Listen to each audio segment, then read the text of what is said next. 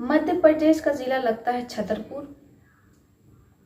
छतरपुर में ही एक फैक्ट्री है जहाँ पर विपिन कुशवाहा, लल्लू, प्रदीप ये तीनों दोस्त रहते हैं। ये तीनों दोस्त एक ही फैक्ट्री में काम करते हैं। शाम का समय होता है, तीनों दोस्त गपशप कर रहे होते हैं। जो लल्लू रहता है वो विपिन और प्रदीप से कहता है कि यार मैं बहुत परेशान हूँ, मेरी शादी को हुए 3 साल हो गया है लेकिन अब तक कोई संतान की प्राप्ति नहीं हुई है। अब जैसे ही विपिन और प्रदीप ये सुनते हैं तो वो लल्लू से कहते हैं कि यार तुम में ही कोई कमजोरी होगी, एक बार तुम्हें हम दोनों को मौका देना चाहिए। अब जैसे ही लल्लू ये सुनता है तो उसे अपने दोस्तों पर बहुत गुस्सा आता है और वो अपने दोस्तों से लड़ाई झगड़ा कर लेता है और ना वो अब उनसे बात करता है। लेकिन कहीं ना कहीं विपिन और प्रदीप के द्वारा कही गई ये बात लल्लू के दिमाग में छाप छोड़ जाती है और लल्लू सोचने पर मजबूर हो जाता है कि शायद उसमें ही कोई खोट हो सकता है, कोई कमी होगी। इसीलिए वो अपने दोस्त विपिन और प्रदीप को अपनी पत्नी के पास जाने का मौका दे देता है। वो दोनों लल्लू की पत्नी जिसका नाम मीनू रहता है, मीनू के करीब जाते हैं और सुबह वो दोनों जब कमरे से वापस बाहर जाते हैं तब ये जो लल्लू रहता है वो अपने दोस्तों से पूछता है कि क्या तुम लोग जो कह रहे थे उससे मैं पिता बन जाऊंगा। तो प्रदीप लल्लू को समझाता है और कहता है कि देखो लल्लू, तुम्हें चिंता करने की कोई ज़रूरत नहीं है, कुछ ही दिनों में हम तुमको खुशखबरी देंगे। अब जैसे ही लल्लू ये सुनता है तो वो खुशी के मारे फूला नहीं समाता है। अब इधर जो विपिन और प्रदीप रहते हैं जो कि लल्लू के साथ ही उस फैक्ट्री में काम किया करते हैं, सब कुछ बहुत अच्छा चल रहा होता है। तभी लल्लू को खुशखबरी भी मिलती है कि जो लल्लू है वो पिता बन गया है। अब जैसे ये खुशखबरी लल्लू को पता चलती है तो लल्लू मिठाई का डिब्बा लेकर के फैक्ट्री पहुंच जाता है। प्रदीप और विपिन का मुंह मीठा करता है, खुशियां मनाई जाती है। अब इधर जो मीनू रहती है उसकी गोद भराई की रस्म पूरी होती है, सब कुछ बिल्कुल सामान्य चल रहा होता है। अब जो मीनू रहती है वो हष्ट-पुष्ट बेटे को जन्म देती है, परिवार में खुशियां लौट आती हैं, आंगने में किलकारियां गूंजने लगती हैं। लेकिन ये जो प्रदीप और विपिन रहते हैं वो अब लल्लू से कहते हैं कि देखो लल्लू, तुम अपनी पत्नी को तलाक दे दो क्योंकि ये जो संतान है वो हमारी है। अब जैसे ही लल्लू ये सुनता है तो उसके पैरों तले जमीन खिसक जाती है, काफी ज्यादा बवाल होता है। तो जो पत्नी मीनू रहती है वो भी अपने पति लल्लू से कहती है कि देखिए लल्लू, अब आप हमें तलाक दे दीजिए अपनी स्वेच्छा से, क्योंकि हम विपिन और प्रदीप के साथ लिव इन में रहना चाहते हैं। अब जैसे ही एक पति अपनी पत्नी के मुंह से ऐसी बातें सुनता है तो उसे विश्वास नहीं होता है कि कल को जो उसकी पत्नी थी, उसके साथ जीने मरने की कस्में खाया करती थी, वो पत्नी अब उससे तलाक मांग रही है। अब एक पति जिसके पैरों तले जमीन खिसक जाती है, अब तो उसका एक हंसता खेलता परिवार था, उसका बेटा भी इस दुनिया में आ चुका है, उसका एक संपूर्ण परिवार हो गया है। लेकिन ऐसे में जो पत्नी है वो उससे तलाक मांग रही और जो उसके 2 दोस्त हैं विपिन और प्रदीप, उन दोनों ने इतना बड़ा विश्वासघात किया। लेकिन इधर जो पति रहता है वो ये साफ कर देता है कि वो अपनी पत्नी को तलाक नहीं देगा।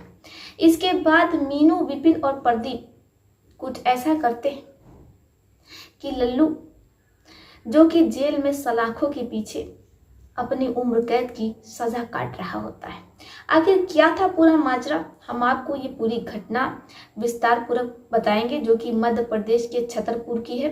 लेकिन उससे पहले आप लोगों से एक छोटा सा अनुरोध करना चाहती हूँ। अगर आप लोग हमारे चैनल पर नए हैं तो कृपया चैनल को सब्सक्राइब कर लीजिए और अगर आप लोगों ने अभी तक मेरे वीडियो को शेयर नहीं किया है, लाइक नहीं किया है, हाइप नहीं दिया है तो कृपया दे दीजिए। आपका एक छोटा सा किया गया संकल्प हमें बहुत सहयोग करता है, हमारा मनोबल बढ़ाता है। तो चलिए अब बढ़ते हैं अपनी इस कहानी की ओर। मन्नू जिसकी तो चलिए बढ़ते हैं अपनी इस कहानी की ओर। लल्लू जिसके माता पिता नहीं रहते, लल्लू के जो चाचा और चाची रहते हैं वही लल्लू को पाल पोस करके बड़ा किए रहते हैं। अब ऐसे में जब लल्लू अपने पैरों पर खड़ा हो जाता है, फैक्ट्री में काम करने लगता है, तो लल्लू के चाचा और चाची गांव की ही एक लड़की जिसका नाम मीनू रहता है, उससे वो लल्लू की शादी कर देते हैं। सब कुछ बहुत अच्छा चल रहा होता है। अब लल्लू जिसे पत्नी सुख मिल रहा होता है, वो अपनी पत्नी के साथ, अपने चाचा और चाची के साथ बहुत खुश रहता है। अब ऐसे समय बीतता रहता है, शादी को हुए 3 साल हो जाता है, लेकिन जो लल्लू रहता है उसे कोई संतान नहीं हो पाती। वो बहुत से हकीमों के पास जाता है और इधर पति और पत्नी में अक्सर विवाद रहने लगता है, लड़ाई झगड़ा होती है। जो पत्नी रहती है वो सारा आरोप लल्लू पर डाल देती है और जो लल्लू रहता है वो अपनी पत्नी मीनू पर सारा आरोप डाल देता है।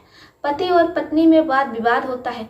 चाचा और चाची दोनों एक दूसरे को समझाते हैं कि देखो अब तुम पति और पत्नी हो, समाज में जो लोग हैं वो तरह तरह की बातें कर रहे हैं कि लल्लू जिसकी शादी को हुए 3 साल हो गए लेकिन कोई संतान नहीं है, और यहाँ पर जो लल्लू के साथी थे, लल्लू के दोस्त यार थे, उनको तो 4 बेटे हो गए हैं। अब ऐसे में कहीं ना कहीं जो लल्लू रहता है वो बहुत ज़्यादा परेशान रहने लगता है, क्योंकि वंश आगे बढ़े तो कैसे बढ़े। अब लल्लू अपने पत्नी को लेकर के एक डॉक्टर साहब के पास जाता है जिनका नाम आलोक कुमार विश्वास रहता है। आलोक कुमार विश्वास जो कि एमडी रहते हैं, डॉक्टर आलोक कुमार विश्वास रहते हैं। वो पहले तो लल्लू की पत्नी की जांच पड़ताल करते हैं, उसका चेकअप होता है और फिर कुछ दवाएं दे करके वो लल्लू की पत्नी मीनू को घर वापस भेज देते हैं। 1 महीने बाद वो बुलाते हैं। 1 महीने बाद लल्लू की बेबी की दोबारा जांच होती है। मीनू डॉक्टर साहब के पास पहुंचती कहती है कि डॉक्टर साहब, आपने जो दवाई दी थी उससे हमें आराम नहीं हुआ है। जैसे ही डॉक्टर आलोक कुमार विश्वास ये सुनते हैं तो वो दवाएं बदल करके मीनू को देते और कहते हैं कि अब तुम पूरे 6 महीने बाद वापस आना, और जब तुम आओगी तो हमें खुशखबरी ही मिलेगी, देखना तुम पेट से हो जाओगी।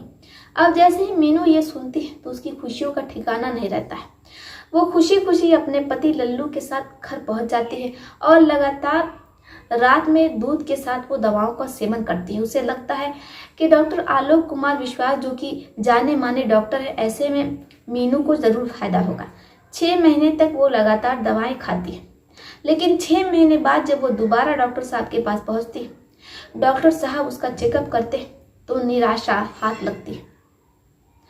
अब पति और पत्नी दोनों दंपति मुंह लटकाए हुए घर वापस लौट आते हैं।